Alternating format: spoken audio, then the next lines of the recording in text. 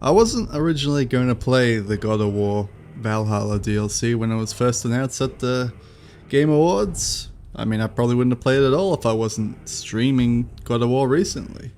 I was just, sort of nonplussed about Ragnarok in general. There was a lot of good fight scene, a lot of good moments that were really good in the last hour and a half of the game, but there was so much of the game that was just a boring slog of walking and puzzles where the characters tell you the solution to the puzzle before you even have a chance to look at the components of the puzzle. And it just felt rather disappointing, and 2016 was a great God of War game, but whenever you try to play that game again, you just feel bogged down by long swaths of walking and boredom and just exhaustion because you just want to play the fight scenes again.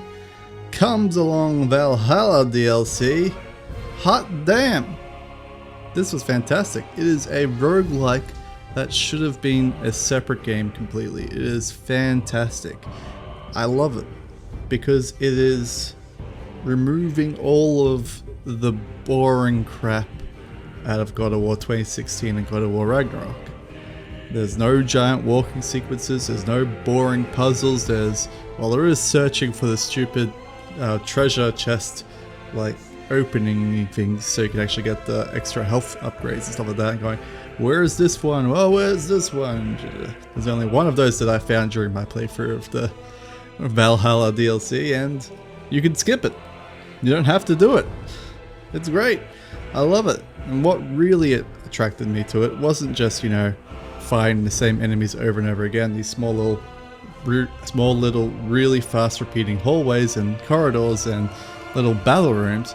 It was the fact that they actually merged together God of War 1 to 3 with God of War 2016 Ragnarok.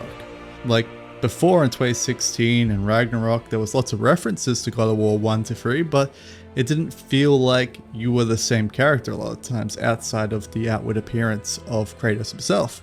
He would occasionally reference how he used to be a very angry man, used to do all the rip and tear and all that stuff, but it was never really addressed in a meaningful way. And this DLC is literally a therapy session for Kratos, where he goes back through the events of God of War 1 to 3 and comes to terms with his choices and actions and sort of doesn't hate himself for the choices he makes or made. And he eventually comes to the realization that he is ready to be a proper pantheon god again. And it's really cathartic. And what makes this cathartic is the gameplay doesn't just use the enemies from Ragnarok.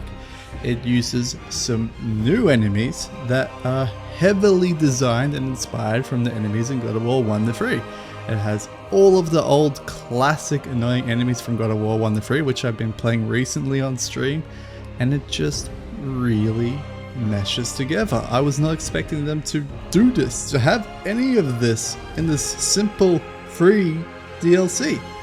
I was like, yeah, it'll be a free DLC, they'll just reuse the same enemies from the main game. It'll get really boring and repetitive after about an hour, but when they added in all this God of War 1 to 3 stuff, it blew me away. I was instantly hooked. I was like, yeah, this is worth it. And made me think and wonder, are they going to actually remake God of War 1 to 3? Or maybe a new condensed version of God of War with these new gameplay designs from God of War 2016 and God of War Ragnarok? And if they do, it's all here. They've already designed it all. It's already made. They may have had this thought at the back of their mind and they decide, well, we'll design the creatures, we'll set up the creatures, and then we'll see if we actually want to do it. And they're like, nah, we don't want to go through all the effort of remaking God of War 1 to 3. Why don't we just make this DLC? Because we already made all the characters and stuff, and they polished them up, finished the art up, and they made this, and it's fantastic. And the fact that this game is free is this DLC is free is absolutely mind-boggling. Because this DLC is better than some AAA games that have been released recently. Honestly, the game that it reminds me of the most is Returnal, which is a roguelike shooter, third-person shooter. And it's one of my favorite roguelikes. It's really fun, really engaging, has lots of just fantastic combat encounters. and a really good story that goes and weaves in between the roguelike. And God of War Valhalla does the exact same thing. So I could easily see this being a standalone $40 to $60 game, and people would buy it and play it and love it. I love it. I'm probably going to play it a bit more in my spare time, not on stream, but it is really fun and fantastic and engaging. It still has the typical God of War problem, which is difficulty is really kind of shit. Whenever you want to like increase the difficulty in a God of War game, it is literally a binary toggle. It is give enemies more HP and they do more damage to Kratos. There's no like they're more difficult because they have a better AI or a different sort of AI. So it makes you like not want to play on the hardest difficulty, and it makes you not want to play on the easiest difficulty, because one version of difficulty is just way too easy and one version of difficulty is just way too not hard but tiresome, because you're just extending out that gameplay bullshit instead of just enjoying the gameplay. So I played through most of my playthrough on my stream at a normal difficulty, and then I went to a higher difficulty and I was having less fun, and I went to the lowest difficulty just to get through the end of the story beats, and I got to experience the whole swath of it. And I think this is where they could probably improve upon this design a lot better, because when we play games like Binding of Isaac, you can see the harder and easier difficulties have this really good merging of ideas and characters and monsters. And how they usually do it is by giving modifiers to monsters. So instead of you having your default zombie, it becomes a frost zombie with maybe a special AoE shockwave attack. They have to do something different in order to beat him. Or maybe they have their first hit is a barrier shield, so you have to hit them once, get through their barrier, and then you can actually start hitting them. They did work this in a little bit with some of the God of War 1 to 3 monsters, where they would lash a link to you and you'd have to defeat their barrier in order to not lose rage. But this mechanic felt really out of place and didn't quite work for me. If I was designing it, I would have these monsters come in and they would instantly start with this chain to you, and you'd have to break their barrier in order to not lose rage, but they couldn't reapply it to you throughout the game.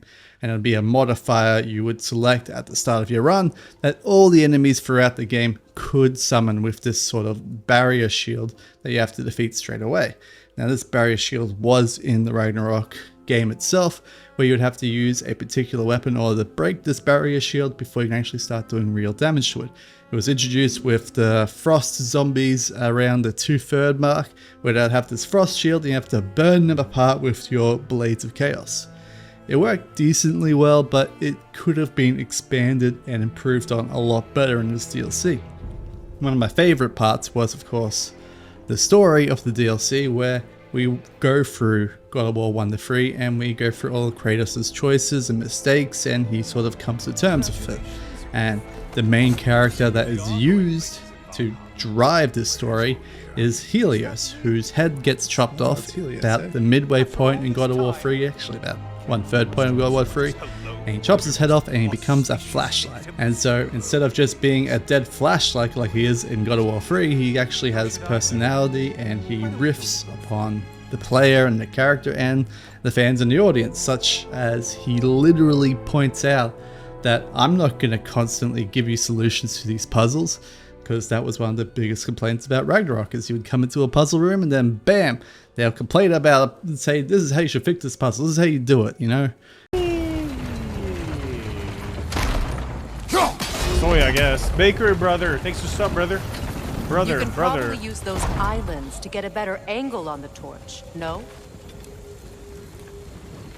Bro, can you... Oh my god. Like, can I experiment a bit? Hello?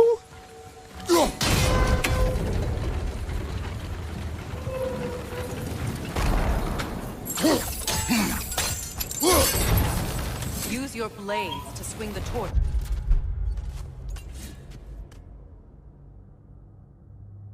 To the other side.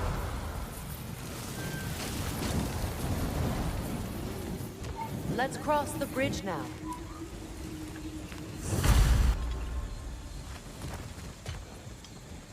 And it's just not what you want.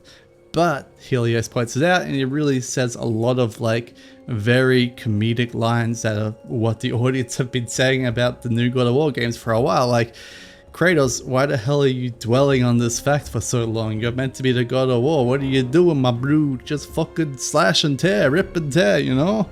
And it's really good. I like that Tyr is actually introduced in the Valhalla, and he's a really interesting character. He has gone through a lot, and he is ready to share his experience with Kratos and teach Kratos, and that's what happens throughout Valhalla. At the end of each run, you would verse Tyr, and every time you meet him, he has a new weapon set, new ability set, a new damage set, and it's really fun and interesting fights, except for the final fight, because he gets a weeb sword and gets all these new mechanics just shoved on, because they're like, well, we don't want the enemy to beat the game. I mean, we don't want the player to beat the game this quickly. We want to have the players replay for our roguelike a bit more. And so they shoved this really hard Tyr boss out of nowhere to prevent you from getting the final story beat and stop playing the game. And I was like, I was going to keep playing the game after the story beat, but now you put this new final hard boss in the game. Am I going to have to verse this guy every time I get to the end of my runs now? Is he always going to be this hard, or is he going to be a variant of one of the earlier versions? And it's just, I don't know. Maybe I'll find out today when I play some more off stream.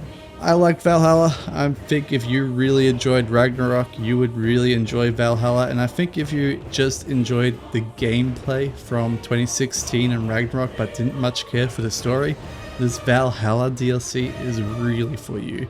It's very light on story, but the story that is there is very enjoyable and very cathartic. And it has lots of references to God of War 1 to 3. All those famous creatures from God of War are back, from the Roman God of War, I should say. And it's fantastic.